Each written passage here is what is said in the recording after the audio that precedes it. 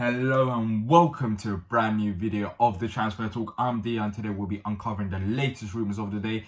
Fortunately, well maybe unfortunately, there's only one link to the club, but he's a massive player. But before we go and talk about him, if you do enjoy the video, make sure to like and subscribe as always. And without further ado, let's get into it. So who is this big player that we've been linked with? Well, it's Yannick Carrasco, according to journalist Christophe Terreur, who also reported the Batshuayi news when we got him. There are talks between Palace and Diyar over Yannick Carrasco, but no agreements as yet. Carrasco's camp still cautious as Diyar not the easiest club to deal with.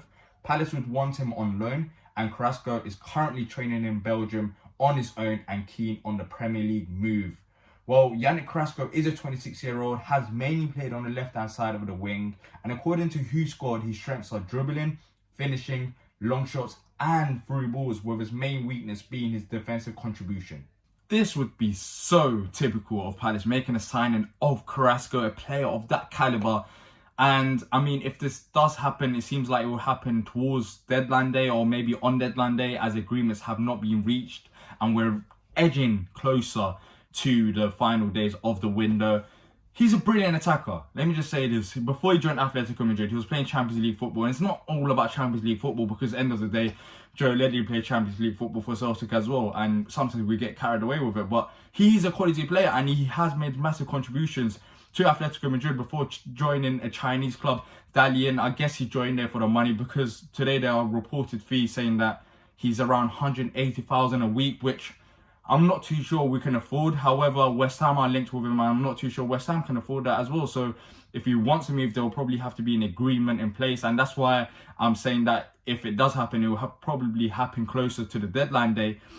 But as I've said, as I've listed before, he's a brilliant finisher, he's a good attacker, he can dribble, he's technically gifted. And this would help not only the team, but I think players like Wilf, because we rely so much on him. And you saw it against the Southampton game, where the Southampton players are targeting Wilf, sending 3 to 4 players, as they know that that's our solely game plan. However, having Carrasco on another wing will give opponents something else to think about, because we won't rely on Wilf as much. So it'll be such a positive signing in that aspect. I mean, we'll take pressure off Wilf, which seems like this season it is affecting his performance. I mean, he can do better in certain situations. However, we haven't helped him at all with our tactics. So player of Carrasco's caliber joining Palace would be absolutely fantastic, and I'm not too sure this would be a long-term or short-term signing. He's only 26 years old, so age is on his side. He's edging closer to his peak. He's a great footballer.